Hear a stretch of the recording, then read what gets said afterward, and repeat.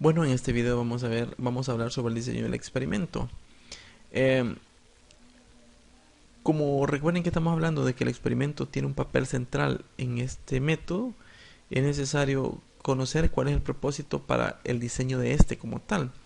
Entonces aquí van a aparecer tres propósitos o tres posibles propósitos. El primero es, por ejemplo, verificar una hipótesis, un modelo o una ley que ya esté establecida.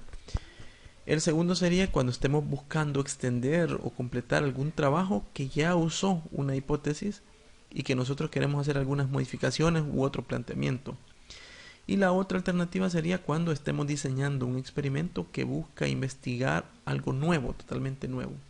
Y que por lo tanto esa hipótesis sería fundamental comprobarla o no, porque de eso dependería el aval que tenga nuestra propuesta como tal.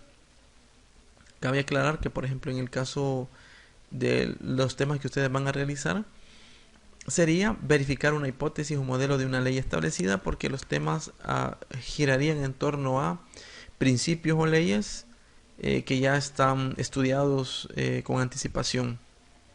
Entonces, bueno, dependiendo de eso, se establece qué es lo que hay que definir y con qué precisión, y de acuerdo a esto se procede al diseño del experimento. Entonces, como nosotros debemos seleccionar un procedimiento experimental, es decir, bueno, seleccionar o diseñar, bueno, o sea, una serie de pasos que vamos a seguir, y luego también los instrumentos, qué instrumentos de medición vamos a usar, de acuerdo a los niveles de precisión que que sean requeridos, ¿verdad?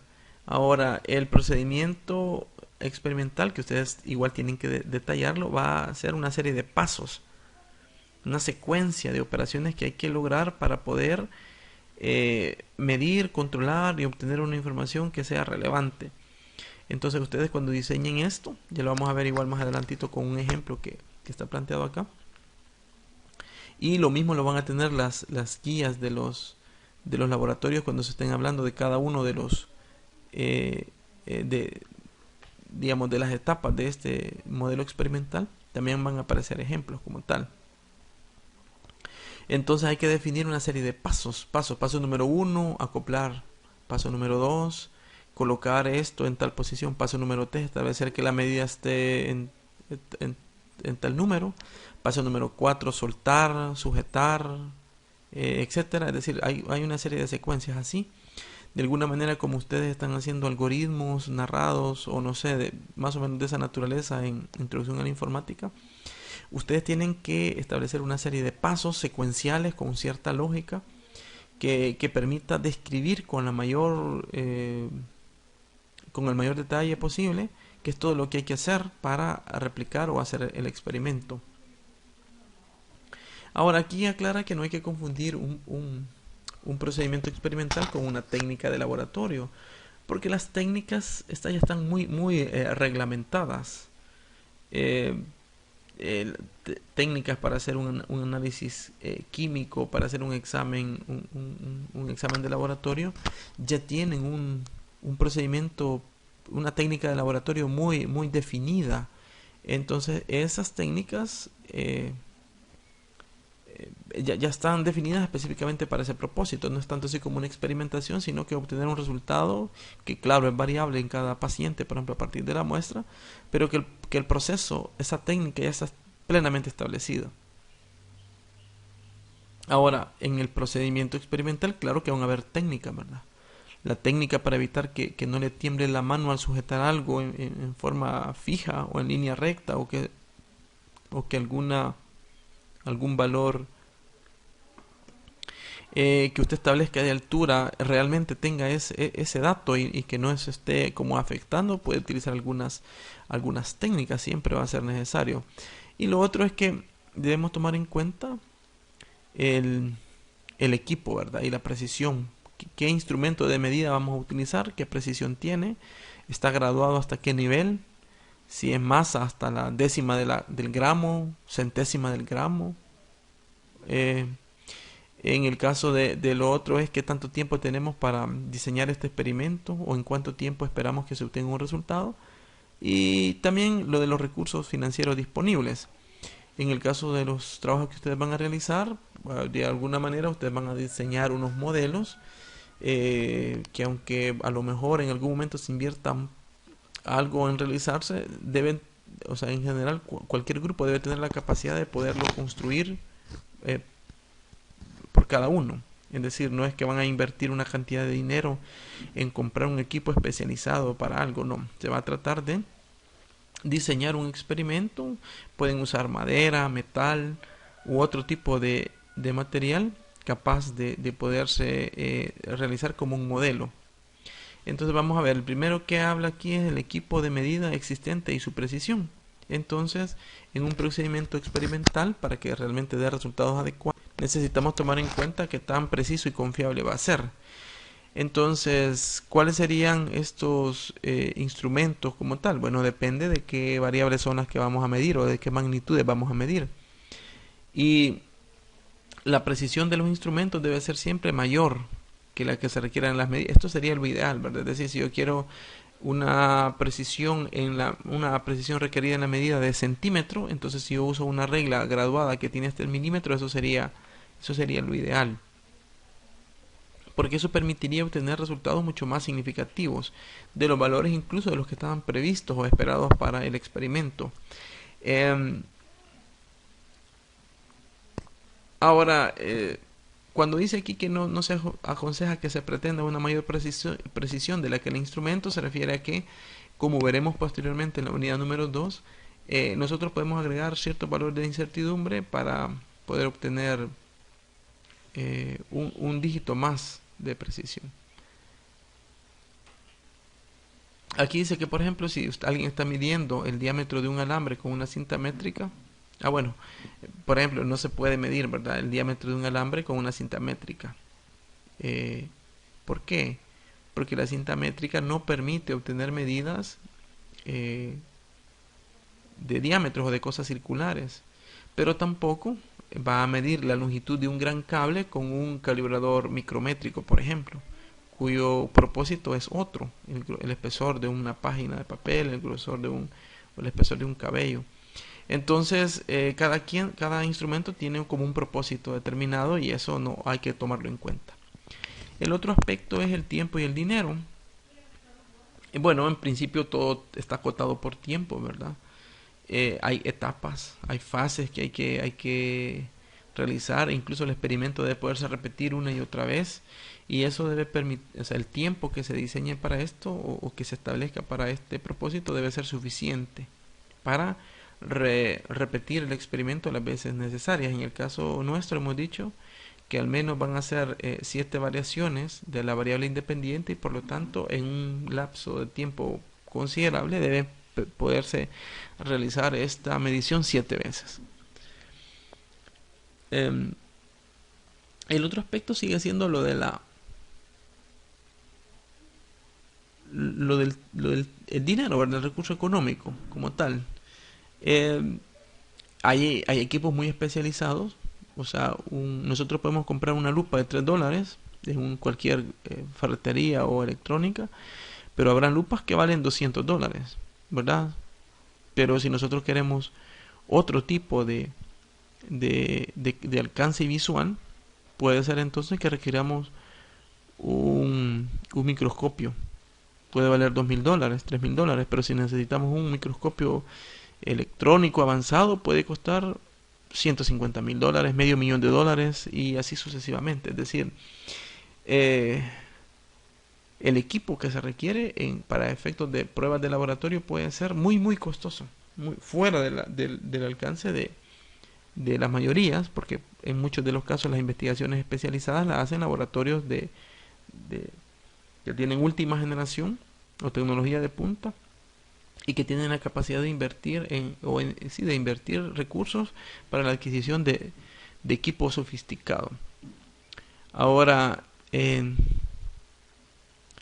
el caso del diseño como tal del experimento, habiendo considerado estos otros aspectos, es, por ejemplo, qué componentes va a tener, cómo se pueden acoplar, es decir, cómo se pueden armar, unir, ensamblar, cómo se pueden hacer los experimentos de prueba y también cómo se puede hacer una interpretación tentativa a este nivel de los resultados. de los resultados obtenidos y determinar también el nivel de precisión que estos resultados puedan tener. Veamos cada uno de ellos en detalle. En la determinación de los componentes, estamos hablando de un diseño experimental, hay que tener cierto conocimiento de ciertos componentes, qué limitaciones tienen. De hecho, las instrucciones para el funcionamiento, no voy a hacer que por acoplar un equipo lo arruinemos.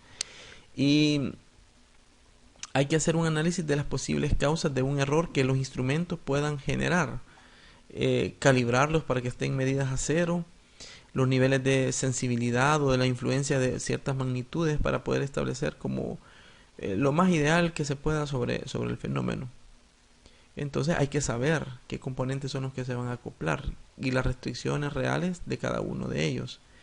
La otra fase sería el acoplamiento.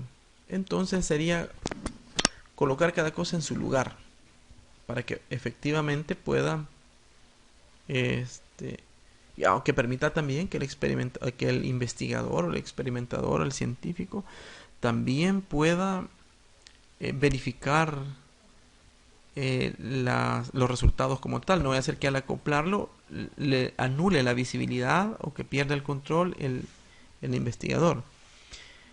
Una vez acoplados hay que hacer experimentos de prueba. Entonces, hay que ver cómo funciona acoplado, hay que verificar si algo no se ha movido, si todo tiene que estar a 0 grados, no vaya a ser que un componente es demasiado pesado y desequilibra la mesa o el lugar donde se está haciendo. Hay que verificar que en el lugar donde se haga, por ejemplo, los factores de influencia del viento sean los mínimos. Garantizar la sincronía de quien va a obtener los datos o hacer las pruebas como tal, y eso permitiría finalmente obtener algunos datos y se pueden hacer algunas interpretaciones tentativas para verificar si realmente cumple con lo que con lo que se espera como tal. ¿Cómo se hace esta interpretación? Bueno, si nosotros lo que estamos haciendo es una comprobación de una hipótesis, una ley existente, como por ejemplo algo de la caída libre, por mencionar algo, nosotros podemos, a partir de los datos que hemos obtenido, preliminares, por decirlo así, ver la facilidad que hay de recoger los datos, el nivel de precisión que se ha obtenido, si algún instrumento no se descalibró, no se movió, no perdió, no se desacopló. Entonces, de ahí pudiéramos obtener ya unos primeros resultados que incluso pueden ser graficados, haciéndole un análisis previo para verificar si al hacer variaciones en la variable llamada independiente mantiene alguna variación en la dependiente como tal. Entonces esto es posible que lo hagamos para ir mejorando el modelo o el diseño experimental. Bueno, reiterando, ¿verdad? Que esta interpretación tentativa de los resultados, que está aportado también, van a ir aumentando el nivel de precisión o de perfeccionamiento hasta cierto nivel del modelo como tal. Entonces puede hacer que estas gráficas iniciales nos den algunos resultados que digan, al repetir, al hacer las variaciones, no hay concordancia o no hay una proyección de acuerdo a lo esperado, para hacer las correcciones respectivas al modelo. Como decíamos, entonces puede ser que sea necesario hacer cambios a los instrumentos, a la metodología, a los pasos, a la interpretación, cómo se puede realizar, es decir, hay que eliminar ahí cualquier fuente de error, que puede ser sistemática por los instrumentos o pueden ser errores humanos en el procedimiento como tal. Y entonces el propósito de todo esto no es hacer trabajo de más, sino más bien evitar que al realizar el experimento como de manera definitiva, obtengamos unos resultados que sean no apropiados o que la relación de las variables no muestre ninguna tendencia de acuerdo a lo esperado de manera teórica, por ejemplo. Bueno, el siguiente paso Pues si se fijan, el anterior tiene bastante detalle, porque como hemos dicho antes, el experimento sí tiene un rol muy protagónico en esto, ya que el método científico experimental basa, digamos, los resultados en lo que dé el experimento como tal, y por lo tanto su diseño, acoplamiento, aplicar una metodología apropiada resulta ser trascendental para lograr este cometido. Ahora, realizar el experimento o el experimento final, ¿verdad? Luego de que ya los de prueba han sido superados y que incluso los científicos o los experimentadores han tenido ya las habilidades y las destrezas, practicando una y otra vez la metodología a modo de tener una pericia en el manejo de el modelo como tal. Entonces sería aplicar nuevamente o hacer las variaciones correspondientes en la variable independiente para ir obteniendo datos que deben ser registrados y tabulados, lo que sean lo suficientemente buenos, es decir, que tengan una buena calidad para poder ser posteriormente analizados y que avance el proceso. Y aquí es muy importante que se registren estos datos de la manera apropiada, con la precisión de acuerdo a los instrumentos utilizados y aprobados y validados previamente en la etapa anterior. Muy bien, una vez se han obtenido estos datos, es decir, lo que nosotros tendríamos es una especie de tabla con las variaciones de la variable independiente y su correspondiente efecto de la dependiente. ¿Para qué? Para que esos datos nos permitan realizar un análisis, que sería el siguiente paso. ¿Cómo podemos hacer este análisis?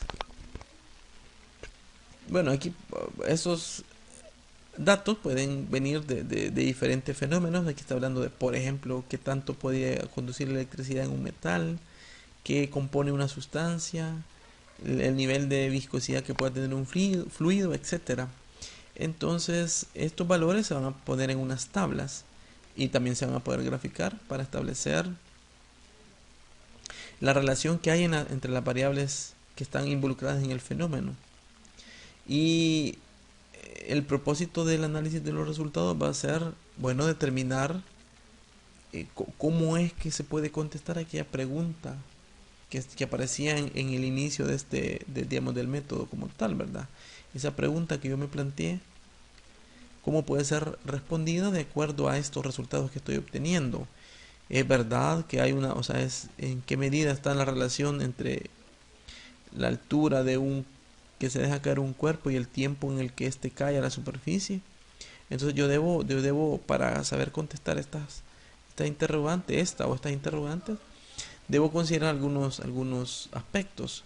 Recuerden que el diseño del experimento cumplía o se podía realizar para 3 propósitos, y lo mismo aquí, ¿verdad? Si yo analizo los resultados considerando que el experimento lo que buscaba era confirmar o afirmar o reafirmar una hipótesis, ley o modelo que existía, estos resultados nuestros, los empíricos, obtenidos a partir del experimento, deben poner de manifiesto si hay o no una confirmación total. Y si en el caso la confirmación es parcial, debería indicarse dónde se cumplió y dónde no. En el segundo caso, ¿qué sería? Que si el experimento lo que buscaba era, por ejemplo, discriminar entre 2 modelos, entonces hay que justificar cuál es el que se acepta y cuál es el que se rechaza. Y el otro también tiene que ver si lo que se buscaba es una relación empírica de los datos que se pueden presentar en forma gráfica, en forma de ecuación. Será necesario entonces usar el método que sea requerido para que se describa el comportamiento de las variables según una ecuación que se denomina empírica, porque se obtuvo a partir de datos experimentales.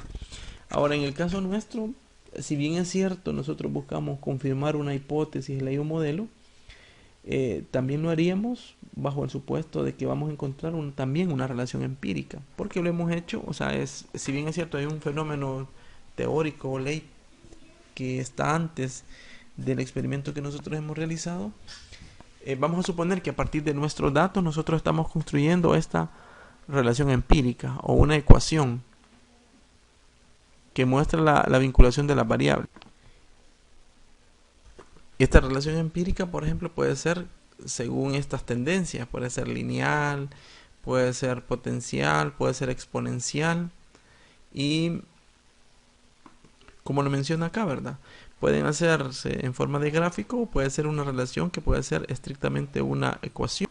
Entonces lo que vemos acá son ecuaciones que habría que sustituir los coeficientes de a y b, por ejemplo, o de k y n para establecer cuál es la relación que mantienen estas variables en términos de qué es lo independiente y qué es lo dependiente, ¿verdad? Entonces ustedes pueden ver aquí unas formas genéricas de ecuaciones, ya sean en relaciones lineales, potenciales o de otro tipo como exponenciales. Y ustedes, como habrán visto en esta emergencia que estamos, habrán notado que en diferentes medios ven las gráficas que corresponden a los casos, por ejemplo, confirmados del coronavirus en distintos países. Y ustedes notarán que, como reiteradamente se han mostrado, las tendencias de estos resultados o de la propagación del virus es precisamente una gráfica que va en forma exponencial, es decir, que su crecimiento depende en función aquí en la variable independiente está el tiempo, es una cuestión de tiempo para que muchas más y más y más personas se vayan contagiando unas y unas, digamos, a otras.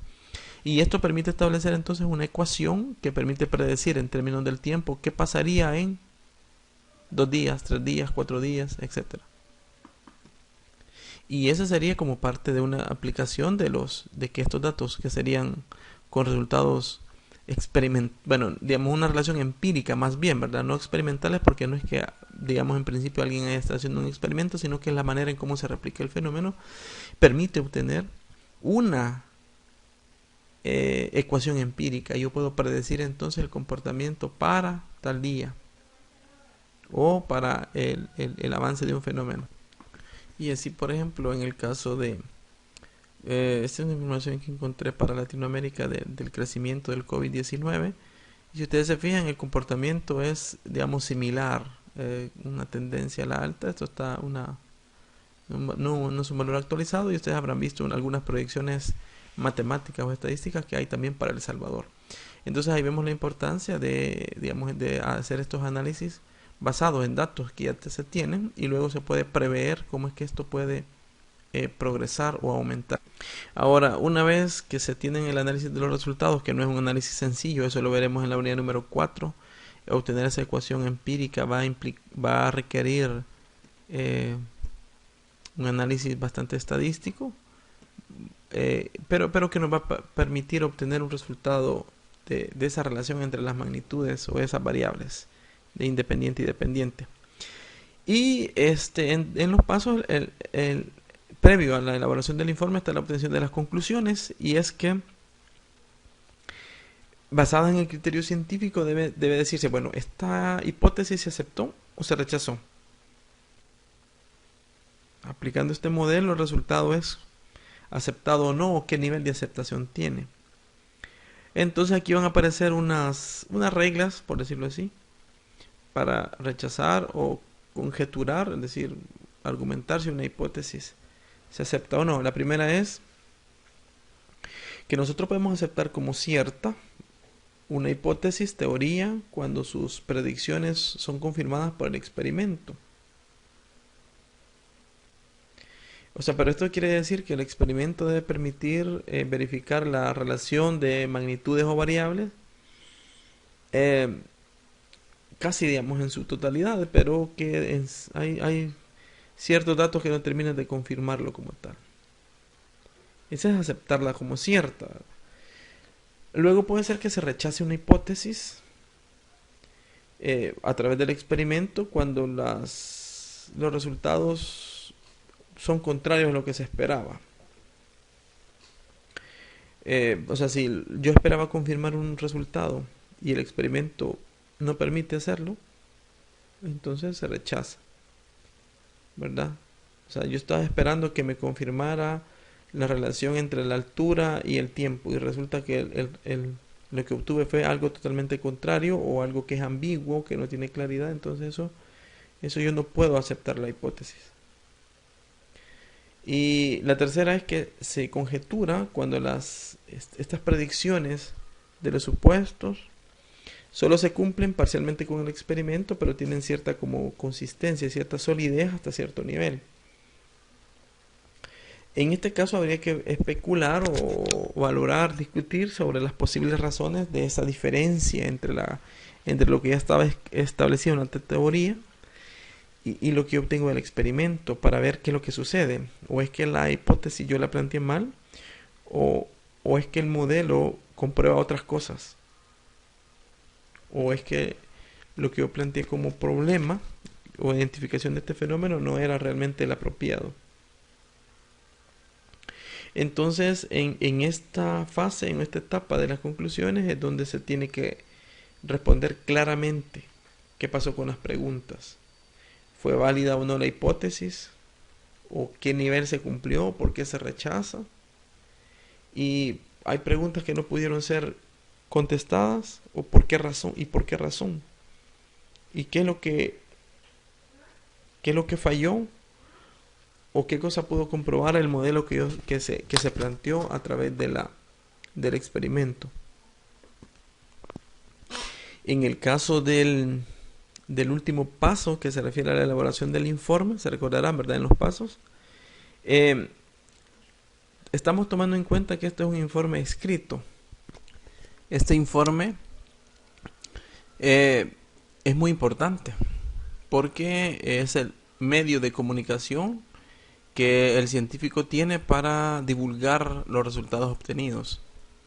Entonces aquí hay que tomar en cuenta que el nivel o el tipo de lenguaje que se va a utilizar, porque esto va a depender de cuál es el propósito, si la idea es que lo conozca la comunidad en general o si va dirigido a un grupo especializado de científicos.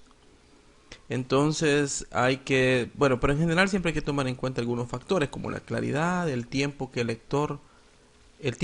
tipo de lector al que va a ser dirigido y qué estructura va a tener, la estructura del informe como tal. Entonces veremos acá dos tipos de informes. El primero es uno de divulgación. ¿Cuál es el propósito? Bueno, que lo conozca la mayor parte de la gente. Y por lo tanto debe usarse un lenguaje que sea muy sencillo, o sea, una jerga particular, o sea, una jerga más común, perdón, debiéndose explicar al mínimo detalle de aquellos conceptos que normalmente no son del dominio público, pero para que puedan ser entendidos y aceptados o comprendidos. Ese tiene ese propósito, pero también existen los informes que son especializados y este va dirigido a un sector de científicos que es muy conocedor del área y por lo tanto el lenguaje que se va a utilizar es muy especializado. Incluso no es necesario hacer explicación de ciertos conceptos porque lo va a entender exactamente esa comunidad científica y por lo tanto el resto de la gente no lo entendería. Creo que aquí, para poner un par de ejemplos que no necesariamente van vinculados a informes, pero si usted escucha hablar, digamos, a médicos en sus propios términos, hay mucha de esa terminología que nosotros no la vamos a entender, porque nosotros no somos del área médica y por lo tanto los nombres técnicos o científicos de la mayoría de enfermedades, patologías, tratamientos, equipos, procedimientos, nosotros no los entenderíamos, porque están hablando en un lenguaje, en este caso, de médicos como tal. Pero así como esto, habrán también cualquier otro tipo en el área de la ciencia que hablarán específicamente sobre esos términos. Ahora, incluso en el área de la informática o de la computación también hay algunos términos que están más asociados específicamente a esto. Y para poner un ejemplo concreto, le tengo esta imagen. Dice, manual para entender a los programadores. Y cuando a alguien le hablan de un arreglo, las personas, digamos, se imaginan un arreglo floral. En cambio, el programador lo visualiza como una serie de datos ordenados o asociados a un mismo término o una misma variable. Cuando alguien habla de las pilas, piensa que son las baterías, ¿verdad? Pero en el caso de programación se entiende como un conjunto de datos que están uno sobre el otro, que sería un stack o una pila. Mientras alguien habla de listas, piensa que son las listas de los útiles o de los comprados hoy para el supermercado. En cambio, el programador lo analiza como la unión que hay o el vínculo que hay entre una posición de memoria o los nodos que integran toda una estructura de datos. De la misma manera, mientras alguien se imagina las colas en los supermercados, el programador lo analiza como una secuencia ordenada de posiciones, de primeras posiciones, segundas posiciones y así, ¿verdad? De las maneras de insertar o no posiciones en las colas. Y el otro ejemplo es cuando alguien menciona árboles, ¿verdad? El término árbol está asociado a, pues, a las plantitas que nosotros conocemos, pero no en el término de programación. Los árboles pueden ser árboles tipo B, árboles binarios, árboles, etcétera. Es decir, esta nomenclatura de la que se menciona acá en el lado derecho se refiere a un lenguaje particular de programación o de la gente de computación. En cambio, estos otros términos son los que nosotros asociamos al término de pensamiento cotidiano o común, que cualquier persona lo entendería. En cambio, esto se referiría a características del área específicamente de informática. Entonces, como con ese ejemplo podemos ver que cuando redactamos un informe especializado, debemos saber que lo va a entender una comunidad, una parte de la comunidad científica, al que no es necesario explicarle de forma detallada cada uno de los elementos. Ahora, ¿qué estructura tiene el informe? Bueno, el informe va a tener las siguientes partes. En el caso de Héctor Riveros establece así, ¿verdad? Un título, o sea, es decir, una parte de identificación, introducción y resumen, definición de los problemas o del problema de la hipótesis, el procedimiento experimental, los resultados y las conclusiones. También debe quedar claro que tiene que haber otro tipo de datos que sean necesarios para que haya una claridad de los resultados como tal. Por ejemplo, a los estudiantes hay que explicarles, o que debe quedar claro, que es importante saber redactar informes con una estructura que puede ser más amplia que esos apartados que están ahí, esos 6 apartados. Y eso es lo que vamos a ver en el próximo video, ¿verdad? La estructura que va a tener en detalle el informe de investigación, porque al final será justamente el informe que ustedes tendrán que presentar al final de la materia.